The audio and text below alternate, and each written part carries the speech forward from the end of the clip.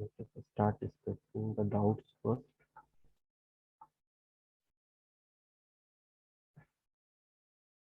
Sine So 2x, sine 2x, okay, tan inverse sin x dx. tan inverse sin x dx. Yeah, Yes, sir. Limit 0 to pi by 2.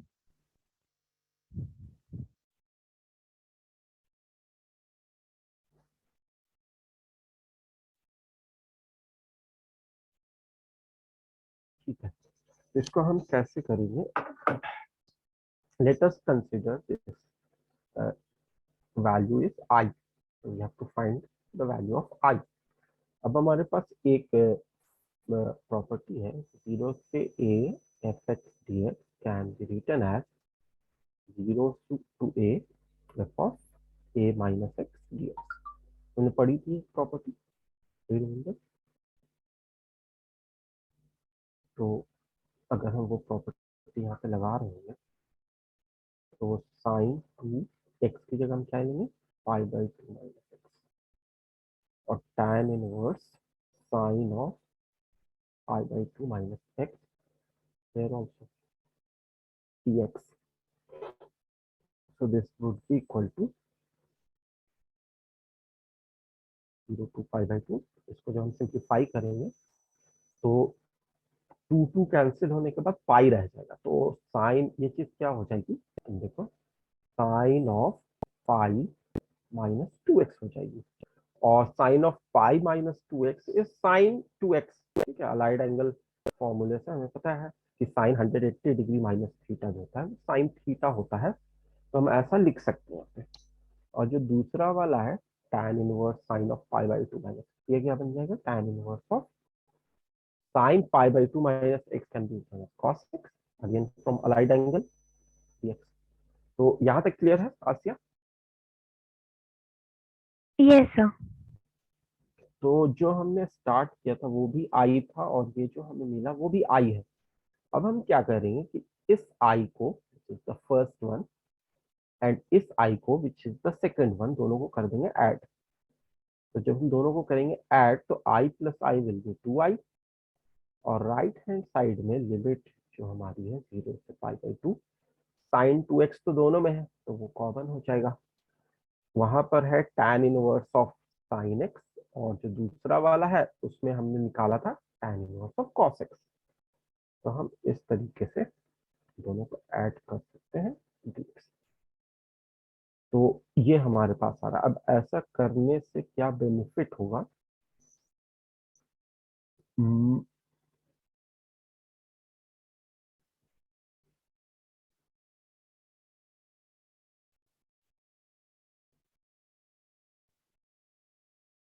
tan inverse x plus cot inverse x तो होता है पाई by 2। अगर हम उसके बारे में सोचते तो ठीक है, लेकिन यहाँ पर तो दोनों tan इनवर्स है।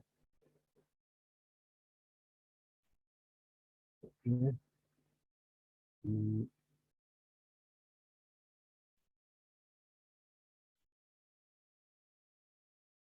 मैं तो सोच रहा था वैसा तो नहीं बना, तो फिर क्या कर सकते हैं? Let me think. अगर हम यहाँ पर ये वाली आइडेंटिटी लगा रहे हैं,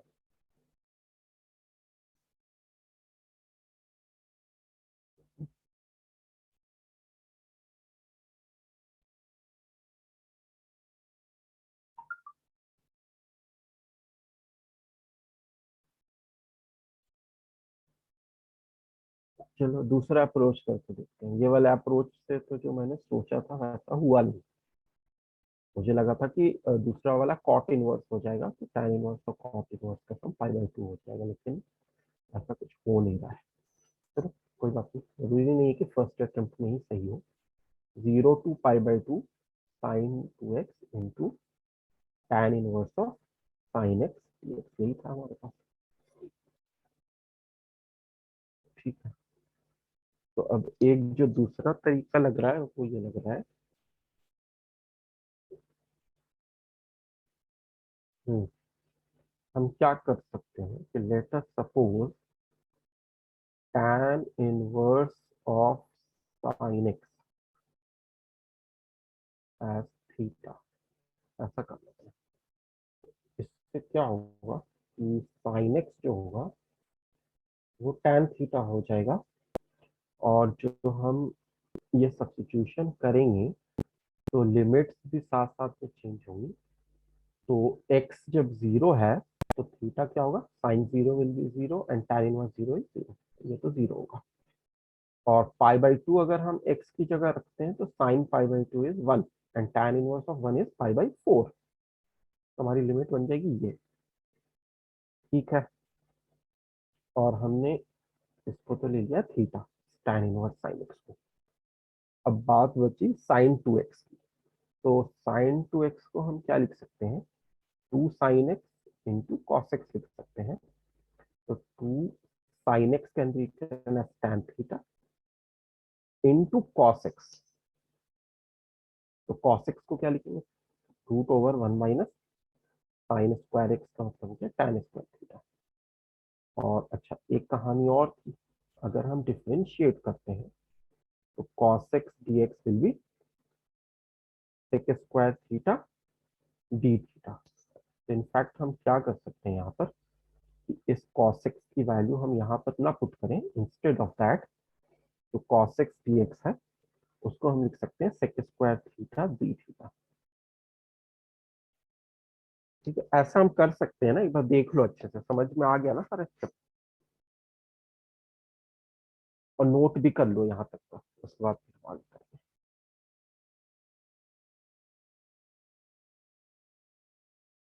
सर हमने तो tan इनवर्स sin x को थीटा लिखा है, तो फिर वो cos x कहाँ से आ गया?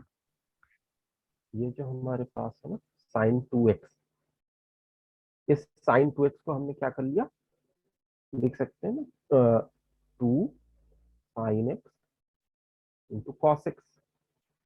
तो जो साइन एक्स है वो tan थीटा है, तो 2 tan थीटा हो गया। और ये जो ओके सर। कॉस एक्स है वो dx के साथ मिला के sec square theta D theta हो गया।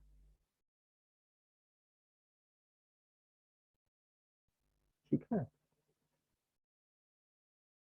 Is this clear to every one of you, Aasiya and Abhinav? Yes sir. Abhinav, is this clear to you? Yes sir. तो अब हम यहाँ पे कर देंगे बाई पार्ट्स। बाई पार्ट्स जब लगाएंगे तो हम क्या करेंगे कि थीटा को फर्स्ट फंक्शन लेंगे और tan theta sec square theta को कंबाइंड सेकंड फंक्शन v ले लेंगे, और बाकी 2 जो है उसको बाहर रख सकते हैं, 2 इज अ कांस्टेंट। तो first function into integral of tan theta sec square theta D theta. तो ये जो इंटीग्रल होगा tan theta into sec square theta D theta, you can easily see कि tan का डेरिवेटिव सेक स्क्वायर थीटा है यहाँ पे। तो अगर तुम इसको इंटीग्रेट करोगे तो this is actually tan square theta upon 2, ये आएगा।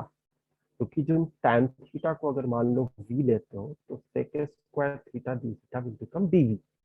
तो v dv का जो इंटीग्रेशन होता है v स्क्वायर बाई 2 होता है, तो we can get as tan square theta by 2। This integral will be tan square theta by 2 minus integral derivative of theta will be 1 and integral of tan square theta, we have integral of tan theta sec square theta is tan square theta by 2। तो ये हमने यहाँ पे क्या किया, by parts लगा दिया।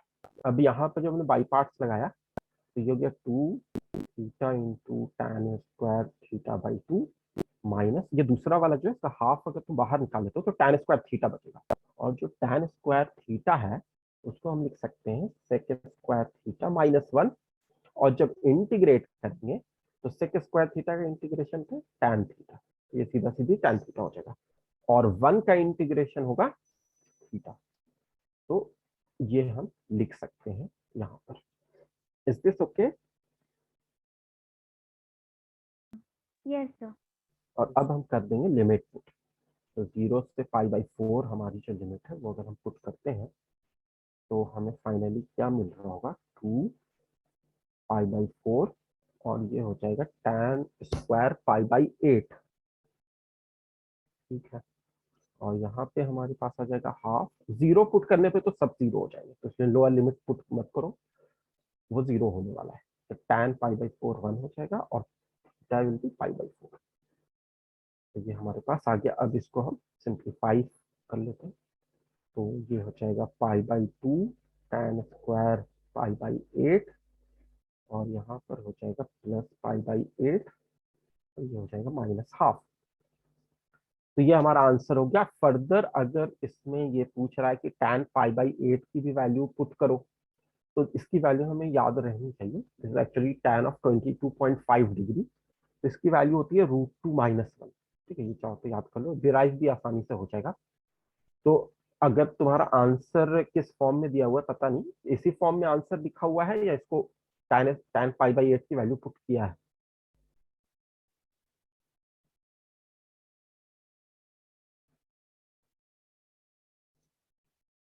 Yes आसिया। Yes sir, एक सेकंड में चेक कर रही हूँ।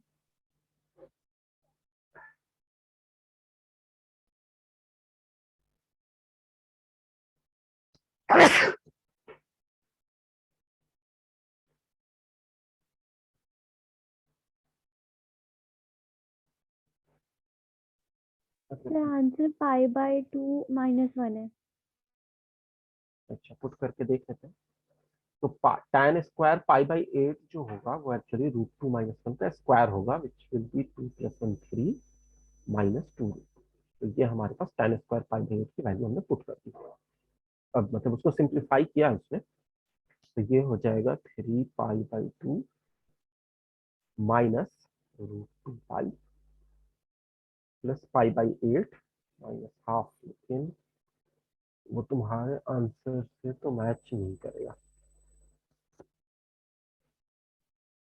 कहीं पे कुछ कैलकुलेशन मिस्टेक तो नहीं है। ये तो देख लेते हैं। ये था sin2x tan inverse of sin x 0 to 5x। हमने tan इनवर्स sin x को थीटा लिया, तो sin x tan थीटा हो गया, उसका डेरिवेटिव जो हो गया वो sec स्क्वायर थीटा। लिमिट जब हमने पुट की तो 0 पे 0 ही होगा, और पाई बाई 2 पे पाई बाई 4 आ रहा है। ठीक है, और यहाँ पर 2 sin x into cos x dx जो हो जाएगा स्क्वायर थीटा डी थीटा। ठीक है, 2 0 to pi by 4 first part integral of second integral derivative first integral of second। ठीक है, यहाँ तक तो कोई दिक्कत नहीं है। 2 थीटा टाइम्स, ओहो सॉरी सॉरी, एक केयरलेस मिस्टेक हो गई उससे। ये जो 2 है ये tan स्क्वायर थीटा के नीचे है, ना कि थीटा के नीचे है। गलती से मैंने थीटा के नीचे लिया, ये tan स्क्वायर थीटा के नीचे है। यहाँ पर तो सही, कोई दिक्कत नहीं है। तो हमारे पास ये हो जाएगा tan स्क्वायर, ये दिख गया ना कहाँ पर एरर हुआ था। Yes sir. tan square theta upon 2 हो गया। तो जब हमने पाई बाई 4 पुट किया तो tan पाई बाई 4 1 होता है, तो ये वैल्यू 1 हो गई। 1 का स्क्वायर इज 1।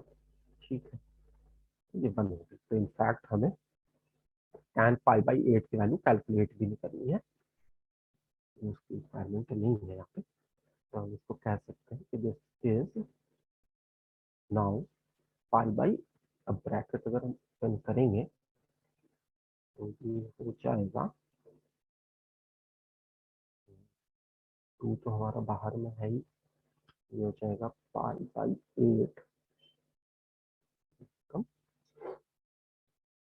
Pi upon 8। और ये हो गया plus pi by 8 minus half, ये हो गया। अब इस 2 को हम सबसे मल्टीप्लाई कर देंगे, जो हमारा आंसर फाइनली आएगा 5/8 प्लस 5/8 इज 5/4, इसको 2 से मल्टीप्लाई करेंगे तो 5/2 और माइनस हाफ इंटू 2, ये आंसर था क्या? 5/2 माइनस 1। Yes sir. तो स्लाइड केयरलेस मिस्टेक हमारे से क्या हो गई, ये जो tan स्क्वायर थीटा बाई 2 है, इसको हमने थीटा बाई 2 अंदर में 2 कर दिया था, though we have written it here correctly. Is this clear Aasiya and Abhinav? Yes sir.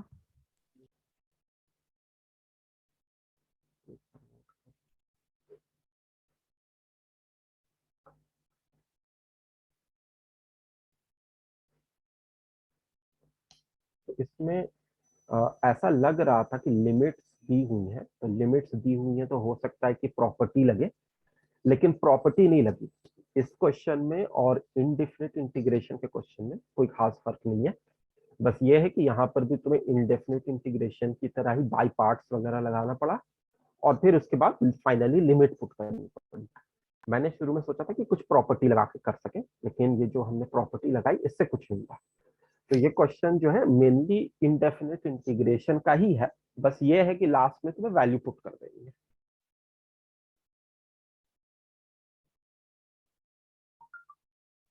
Done sir. Let us come to the next question. बताओ नेक्स्ट क्वेश्चन क्या है? Sir x tan x x tan upon sec x plus tan x x। Limit 0 to पाई। Sir इसमें मैंने पहले rationalise किया, फिर उसके बाद जब प्रॉपर्टी लगाई तो फिर उसके बाद सॉल्व नहीं हो रहा है आगे। अच्छा, तो रैशनलाइज मतलब sec x minus tan x से ऊपर नीचे यस मल्टीप्लाई सर, करना। मल्टीप्लाई कर दी। ठीक तो किया। तो अगर हम ऐसा करते हैं तो ये हो जाएगा x tan x, ये हो जाएगा sec x minus tan x, तो नीचे तो हो जाएगा sec square minus tan square x which will be 1। तो उसको लिखने की जरूरत नहीं, ये हो गया 0 to pi x tan x sec x dx, इसको मैं अलग लिख देता हूँ, और minus 0 to pi x tan square x dx, इसको मैं अलग लिख देता हूँ। तो ये भी इंडेफिनिट का ही लग रहा है लगभग, इसमें भी तुम्हें कोई प्रॉपर्टी वगैरह लगाने की जरूरत नहीं है। तुम क्या कर सकती हो कि इसको फर्स्ट फंक्शन मान लो, और इसको जो है सेकंड फंक्शन मान लो, और यहाँ पर इसको फर्स्ट फंक्शन, और अभी इसको रहने दो। अभी जो है इसको हम क्या कर रहे हैं, यहाँ पे जो हमारा tan स्क्वायर एक्स है, इसको हम एक काम भी करेंगे, इसको हम लिख देंगे सेक स्क्वायर एक्स माइनस 1। ठीक है, तो अगले स्टेप में पहला वाले में तो यूवी लग रहा है, प्रोडक्ट रूल लग रहा है, तो हमारे पास आ जाएगा first function into integral of second. तो tan x sec x का जो इंटीग्रल होता है वो sec x होता है, क्योंकि तो sec x का जो डेरिवेटिव होता है वो sec x tan x होता है। तो ये तो बड़ा सीधे सीधे ऐसे हम लिख सकते हैं, first function integral of second minus integral derivative of x is 1, और ये फिर से इसका जो इंटीग्रल है वो sec x हो गया। ठीक है, 0 to पाई, और यहाँ पर भी है 0 to पाई, ये पहला वाला है। दूसरे वाले में क्या हो रहा है कि हम दूसरे वाले में सेक स्क्वायर एक्स माइनस 1 कर रहे हैं, तो एक्स सेक स्क्वायर एक्स वाले में से सेक स्क्वायर एक्स को सेकंड फंक्शन मान के करेंगे अगर, तो क्या होगा,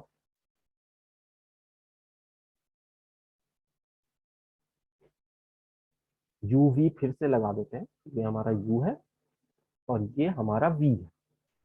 तो first function into integral of sec square x is tan x minus integral ये बड़ा वाला ब्रैकेट यहाँ पे लगा देना, minus integral of the first function, अगर डेरिवेटिव करेंगे तो वो 1 होगा, और integral of sec square x will be tan x, और ये हमारे पास हो गया 0 से लेके पाई तक। एक टर्म और जनरेट हो गया -1, जो कि x के साथ अगर मल्टीप्लाई होगा तो एक तो ये माइनस माइनस हम प्लस कर देंगे, और जब वो x के साथ मल्टीप्लाई होगा तो x dx का जो इंटीग्रेशन होगा वो x² अपॉन 2 हो जाएगा।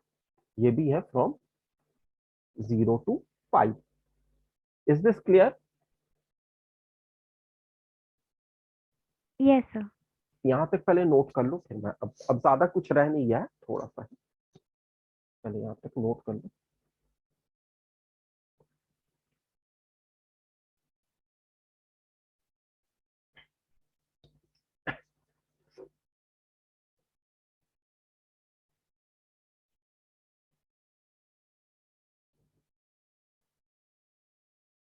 Abhinav, is this clear to you also? Yes, sir.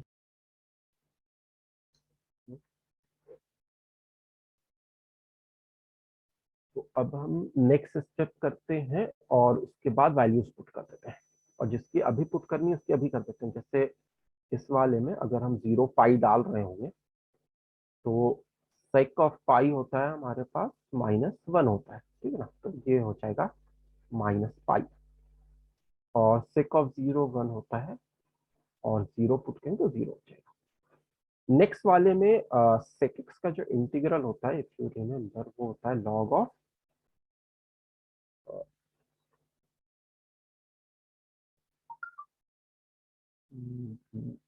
Sec x का इंटीग्रल होता था हमारे पास log of sec x plus tan x, ठीक है। और लिमिट हमारी हो गई 0 से पाई, इसमें पुट करनी होगी। और ठीक है, अच्छा यहाँ पर हम प्लस पाई² 2 कर देते हैं, ये जो तीसरा वाला टर्म है। और ये जो है बचा हुआ, इसमें एक्स टैन एक्स में जो हम पुट करेंगे तो टैन पाई भी 0 होता है और टैन 0 भी 0 होता है, तो ये तो दोनों ही लिमिट इसकी 0 - 0 हो जाएंगी। इस tan x को इंटीग्रेट करेंगे तो tan x का जो इंटीग्रल होता था वो होता था log of mod of sec x। ये सारे फॉर्मूले हमें याद रहने चाहिए, ठीक है, तभी क्वेश्चन हो पाएगा। ये मत सोचो कि फॉर्मूला कहीं से देख के कर लोगी, जब तक दिमाग में नहीं रहेंगे अप्लाई नहीं कर पाओगी। तो log of mod of sec x होगा। अब हम अगर लिमिट पुट करते हैं -पाई, यहाँ पर लिमिट पुट करेंगे तो sec of pi is actually -1 and tan of pi is 0, और इसमें मॉड लगा होता है, याद रहना चाहिए। तो ये फाइनली log 1 आ जाएगा जो कि 0 होगा। और अगर हम 0 पुट करेंगे तो ये 1 होगा, और tan 0 0 होगा, फिर से अगेन log 1 0 हो जाएगा। ये तो 0 0 0 है, ये तो पाई² 2 आ ही गया था हमारा। और लास्ट वाले में भी पुट कर देंगे तो log ऑफ sec पाई -1, ये भी 0 होगा, और sec 0 1 होता है वो भी 0 होगा। तो कहानी फाइनली बस इतनी रह गई, that our answer is -pi plus pi 2। एक बार चेक कर लो।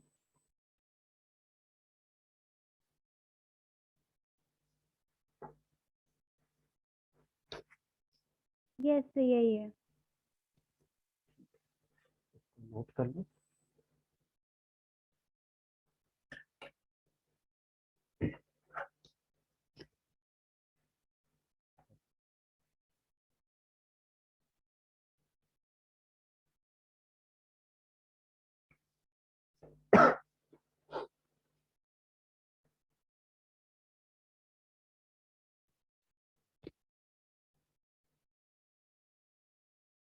Done sir.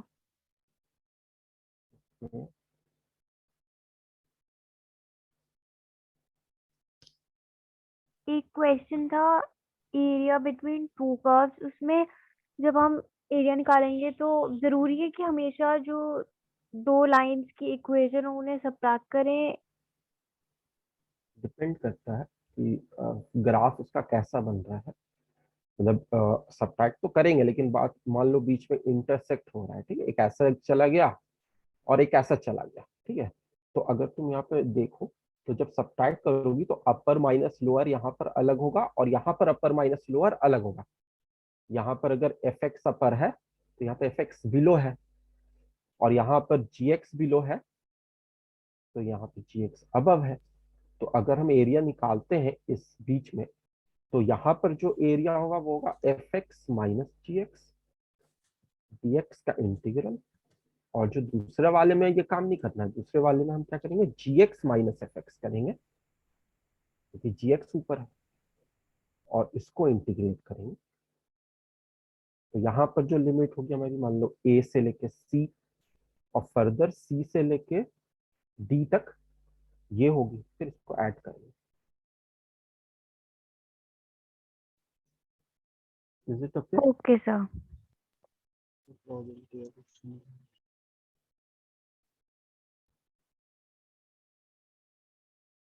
हो जाएगा इससे जो तुम्हारा क्वेश्चन है डाउट वाला? Yes sir. ठीक है, और कोई क्वेश्चन है तो डिस्कस कर लेते हैं। और प्रोबेबिलिटी का प्रोबेबिलिटी का क्या है? तो चार्ट में एक्शन।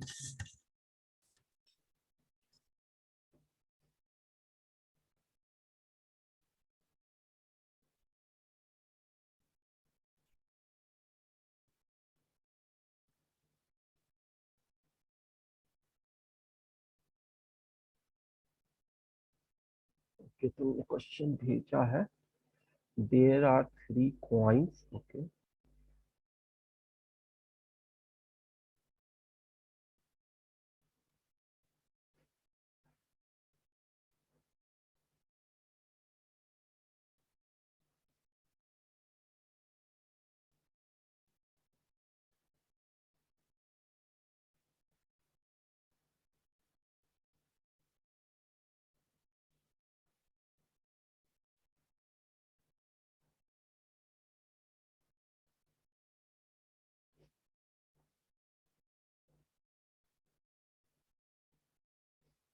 सो अभिनव ने जो क्वेश्चन अभी शेयर किया वो ये क्वेश्चन है, is this clear visible to everyone here?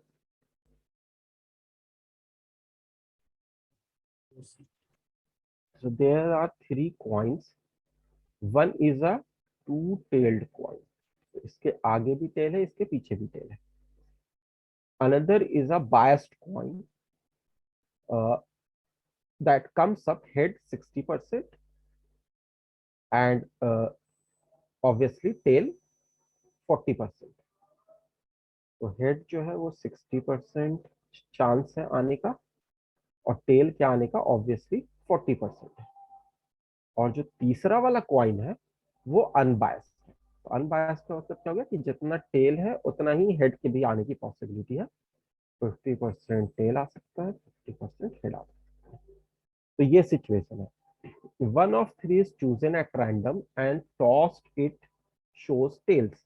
अब इन तीनों में से रैंडमली किसी हम एक को चूज कर लेते हैं. We have to select any one out of these 3 coins. और जब हम सेलेक्ट करते हैं और टॉस करते हैं तो what it shows tails. What is the probability that it is two tailed? तो सबसे पहले देखो, हमें ये क्लियर होना चाहिए कि ये किस टॉपिक का क्वेश्चन है. तो this is clearly based theorem. ठीक है, बेस्ड थ्योरम का क्वेश्चन है. हमें ट्री डायग्राम बनाना आता है. ट्री डायग्राम कैसे बना लेंगे इसका? हम क्या करेंगे कि हमारे पास एक्सपेरिमेंट स्टार्ट किया जिसमें कि हम एक क्वाइन को टॉस कर रहे हैं. तो 3 केसेस हमारे पास आ सकते हैं. या तो हम इसको नाम दे देते हैं कॉइन नंबर 1, इसको नाम देते हैं कॉइन नंबर 2, इसको नाम देते हैं कॉइन नंबर 3. दैट मीन्स हम या तो कॉइन नंबर 1 टॉस करेंगे, या कॉइन नंबर 2 टॉस करेंगे, या कॉइन नंबर 3 टॉस करेंगे. और इन तीनों में से किसी भी कॉइन को चूज करने की प्रोबेबिलिटी बराबर है. तो 1/3 is the probability to choose coin 1, 1/3 is the probability to choose coin 2, and 1/3 is the probability to choose coin 3. तो इन तीनों कॉइन को हम बराबर प्रोबेबिलिटी से चूज कर सकते हैं. और फाइनली जब हमारे पास आ रहा है टॉस करके, तो क्या आ रहा है, टेल आ रहा है. तो अगर हम कॉइन 1 को चूज करते हैं तो टेल आने की क्या पॉसिबिलिटी थी, 1, क्योंकि इसके दोनों साइड टेल है, तो ये पूरा का पूरा टेल ही आएगा. अगर हम कॉइन 2 को चूज करते हैं तो टेल आने की जो पॉसिबिलिटी है वो है 4/6, या तुम उसको 2/3 भी कह सकते हो. ठीक है, 40% बाई 60% करोगे, 40% बाई 100%, सॉरी। तो ये हो जाएगा 2/5। ठीक है, 40% बाई 100% इज 2/5। और अगर तुम तीसरे क्वाइन को यूज कर रहे हो जो कि एक अनबायस्ड क्वाइन है, तो इसमें तो सीधी सीधी 50/100 करोगे तो हाफ हो जाएगी। तो ये है अलग अलग ब्रांचेस के टेल आने की प्रोबेबिलिटी। अब यहाँ पर पूछा ये जा रहा है कि अगर टेल आ गया है तो ये क्वाइन नंबर 1 से आया होगा, इसकी क्या प्रोबेबिलिटी है। तो हम इसमें बेस थ्योरम लगाते टाइम क्या करते हैं, हम अपना ब्रांच देख लेते हैं कि हमारा ब्रांच कौन सा है। हमारा ब्रांच ये वाला है, पहला वाला। तो इस ब्रांच में हमें 1/3 × 1 मिल रहा है, और नीचे में हम सारे ब्रांचेस को इसी तरीके से ऐड कर रहे होंगे। 1/3 × 1, 1/3 × 2/5 प्लस 1/3 × 1/2। ठीक है, is this clear Abhinav? Yes sir. Aasiya clear है तुम्हें? Yes sir. तो ये 1/3 है, और इसमें भी 1/3 अगर हम कॉमन ले लेते हैं तीनों से, तो बचेगा 1 + 2/5 प्लस 1/2। ये 1/3 तो कैंसिल हो जाएगा, और जब तुम इसको सिंप्लीफाई करोगी तो एलसीएम 10 आएगा, जिसको हम ऊपर ले जाते हैं, और नीचे बचेगा 10 + 4 + 5, 19। तो this should be the answer. एक बार क्रॉस चेक कर लेना भी ना।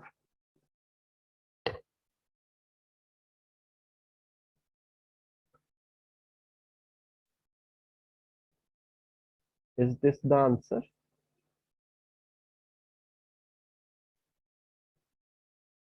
Yes sir, 10/19। ठीक, जस्ट राइट दिस डाउन।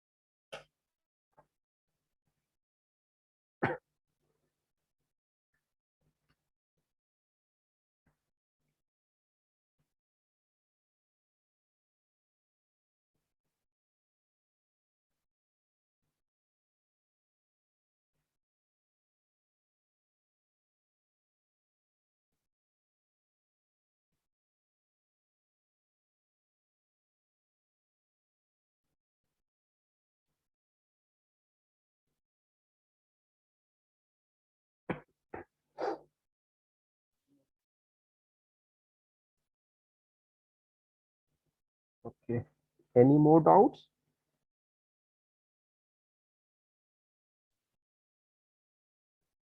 तो इंटीग्रेशन हम लोग आज कंप्लीट कर लेंगे होपफुली, सो दैट कि नेक्स्ट क्लास में हम लोग कुछ नया स्टार्ट करें।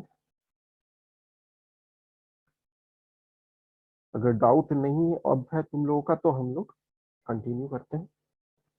है और कोई doubt?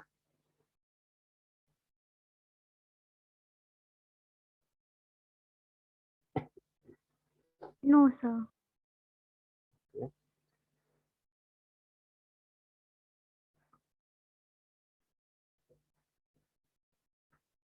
So let us come to few questions of definite integration.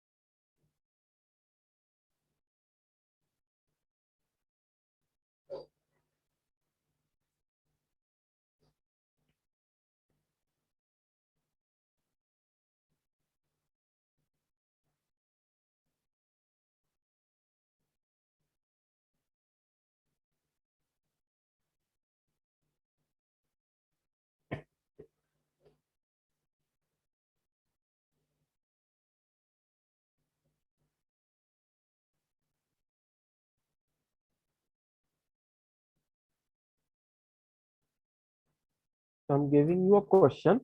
Please try this question and then we discuss this. You have to find the value of 0 to pi e to the power cos square x into cos cube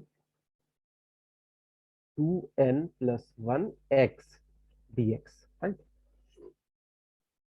तो इसको तुम्हें solve करके इसका answer बताना है मुझे। And n is any integer, negative positive कुछ भी हो सकता है, जीरो भी हो सकता है। तो हमारा आंसर जो है ऐसा होना चाहिए कि हर सिचुएशन में सही हो। अगर निगेटिव है, ऑड है, इवन है, पॉजिटिव है, जीरो है, तो हमारा आंसर कुछ ऐसा होना चाहिए कि हर सिचुएशन के लिए फिट हो जाए। तो just try this question, then we will discuss it, and I will be back in 5 minutes.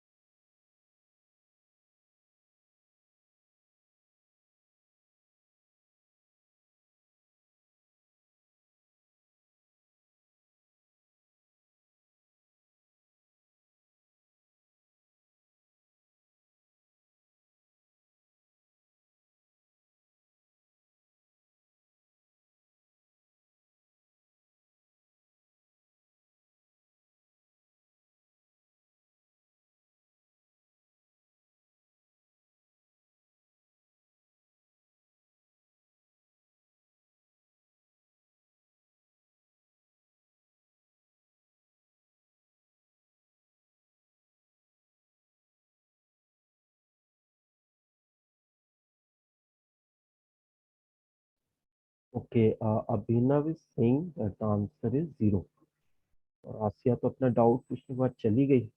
चलो, तो इसका 0 आंसर होगा या नहीं अभी डिस्कस कर लेते हैं। तो अगर हम इसको सॉल्व करते हैं तो सबसे पहले क्या करना होगा। तुमने कैसे किया, पहले तुम अपना मेथड बता दो। So I is equal to हम्म मुझे तो I is equal to पहले फिर दो केसेस, एक में 0 और दूसरे अच्छा, चलो, मुझे नहीं समझ में आ रहा तुम क्या बोल रहे हो, लेकिन मैं ये सोच रहा हूँ कि अगर मैं यहाँ पर ये प्रॉपर्टी लगा दूँ जो अभी हमने डेफिनेट इंटीग्रल की डिस्कस की थी थोड़ा देर पहले। तो सबसे पहले क्वेश्चन में हम लगाने के लिए ट्राई किए थे लेकिन उससे नहीं फायदा हुआ था, तो वो प्रॉपर्टी हम यहाँ पर लगा रहे हैं। अगर हम ऐसा करते हैं तो ऐसा हो जाएगा और उसके बाद cos of pi minus x जो होता है वो माइनस कॉस एक्स होता है लेकिन स्क्वायर है, तो वापस से वो प्लस हो जाएगा। और यहाँ पर जो है, यहाँ पर हमारे पास दिस इज ऑड नंबर, ये 2n+1 का तो ऑड नंबर होता है, तो ये हो जाएगा odd multiple of pi minus 2n+1x। तो कॉस पाई माइनस एक्स के फॉर्म में अगर कोई चीज होती है तो उसको हम लिखते हैं माइनस कॉस एक्स। ठीक है, तो यहाँ पर हम ऑड नंबर पाई 1 भी ले सकते हैं जैसे अभी लेके दिखा रहा हूँ मैं, या फिर 3 भी बन सकता है, 3 पाई माइनस 3x, उसकी वैल्यू भी माइनस कॉस एक्स ही होगी। तो इन ऑल द केसेस अगर तुम ये ऑड नंबर ले रहे हो तो this would become minus cos x, और क्यूब है तो माइनस ऑब्वियसली बाहर आ जाएगा, तो cos cube of 2n+1 x dx हो जाएगा। Is this clear? तो आई थिंक तुम्हारा आंसर फिर सही है क्योंकि ये भी आई है और ये भी आई है। अगर हम दोनों को ऐड कर देते हैं तो 2i हमारे पास क्या हो जाएगा, ध्यान से देखो तो ये जो चीज है वही यहाँ पर भी है, बस एक निगेटिव साइन लग गया आगे। तो जब हम दोनों को ऐड कर रहे होंगे तो it will become 0, 2i will be 0 which means i is also 0। Clear?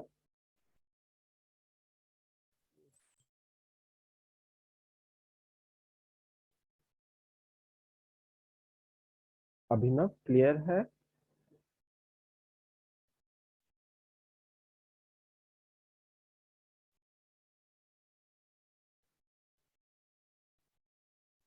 Okay okay, अच्छा तुमने यहाँ पे लिखा भी है कि तुमने यूज किया था F of A minus x is equal to minus F x. हाँ सही है, तो ये हो गया। Now let us come to the next question.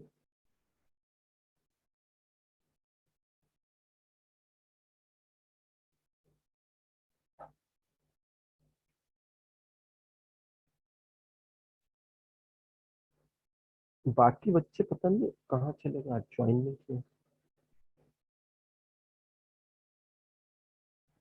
अगर तुम्हारा और कोई डाउट है अभिनव तो हम लोग डिस्कस करते हैं, नहीं तो अभी और कोई है नहीं तो नेक्स्ट क्लास में फिर आगे करेंगे। Do you have any doubt? अच्छा, चलो एक क्वेश्चन और डिस्कस कर लेते हैं उसके बाद फिर कंक्लूड कर लेंगे।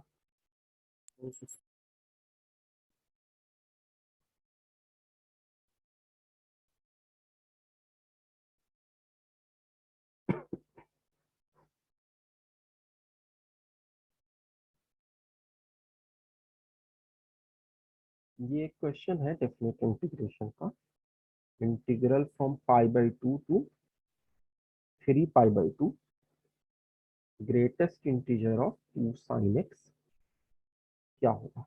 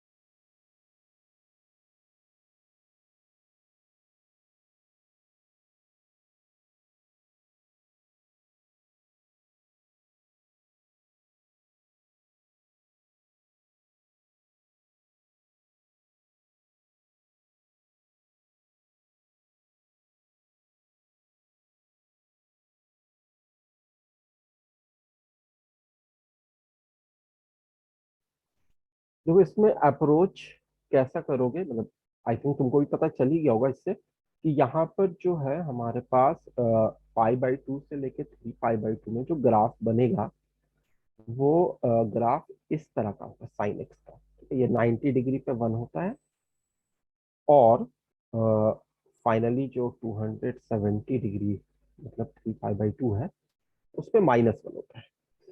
अब उसके आगे 2 लगा हुआ है, साइन एक्स नहीं एक्चुअली 2 साइन एक्स है, तो इसका मतलब यह है कि there will be stretch along Y axis. तो हमारा ग्राफ 1 से नहीं 2 से स्टार्ट हो जाएगा यहाँ से π/2 पे, और नीचे जो है ये -2 तक जाएगा। तो π/2 पे 2 है और 3π/2 पे -2 है। तो ये इस तरीके से वर्क कर रहा है, ये 2 साइन एक्स का ग्राफ है हमारा। तो एक चीज तो समझ में आ रही है कि ग्रेटेस्ट इंटीजर अगर लगा हुआ है तो हम कैसे कैसे इंटरवल लेने लें। तो जैसे π/2 पे तो 2 है, नेक्स्ट जब 1 आएगा इसका वैल्यू तो कहां पर आएगा, तो ये आएगा π/6, पाई माइनस π/6 होगा ना। तो पाई माइनस π/, हम्म, 5/6 हाँ वो हो जाएगा 5π/6, करेक्ट। 5π/6 पे ये 1 हो जाएगा और फिर पाई पे ये 0 हो जाएगा और फिर पाई प्लस π/6 विच इज 7π/6 उस पे ये -1 हो जाएगा और फिर जो है 3π/2 पे -2 हो जाएगा। तो हम इसको 5 इंटरवल में ब्रेक कर रहे हैं। पहला इंटरवल होगा π/2 से लेके 5π/6 जिसमें टू साइन एक्स का जो ग्रेटेस्ट इंटीजर की वैल्यू होगी वो 1 होगी, 1 ठीक है। 1 और 2 के बीच में जो भी वैल्यूज होती हैं उसका ग्रेटेस्ट इंटीजर 1 ही होगा। उसके बाद हम आ जाएंगे π/2 से लेके 5π/6 से लेके पाई तक। तो उसमें 2 साइन एक्स की जो वैल्यू का ग्रेटेस्ट इंटीजर होगा वो 0 होगा, ठीक है। उसके बाद हम आ जाएंगे पाई से लेके 7π/6। तो इसमें ग्रेटेस्ट इंटीजर हो जाएगा -1 और लास्ट में हम आ जाएंगे 7π/6 से लेके 3π/2 जहां पर कि ग्रेटेस्ट इंटीजर -2 होगा। तो ये हमें बस करना है, इसके आगे तो तुम कर ही लोगे, ये सब ऐसे ही कर लेते, ठीक है।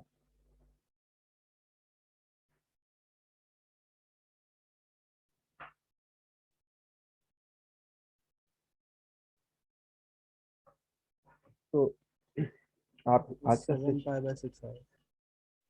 7π/, ऊपर मैं चेक कर लेता हूँ आंसर जो है तो क्या है।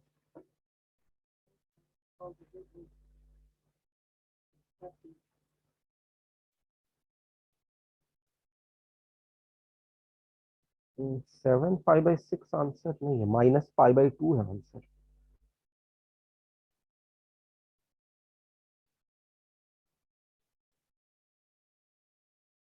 कैलकुलेशन में मिस्टेक तो नहीं है, देखो एक बार।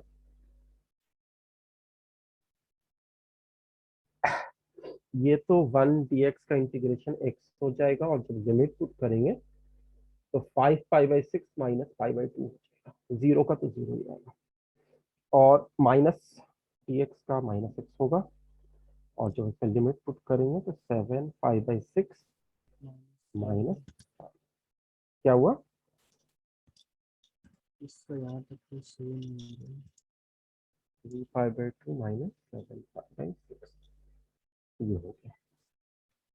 अब हम इसको सॉल्व करेंगे, अगर 5π/6 -π/2 -7π/6 प्लस पाई -3π प्लस 7π/3। तो 7π/3 -7π/6, क्या बोल रहे हो, तो आवाज बहुत धीमे आ रही सर मैंने एक टर्म मिस कर दिया था तो कुछ इधर उधर हो गया। है। अच्छा अब आ जाएगा ना। Yes yes.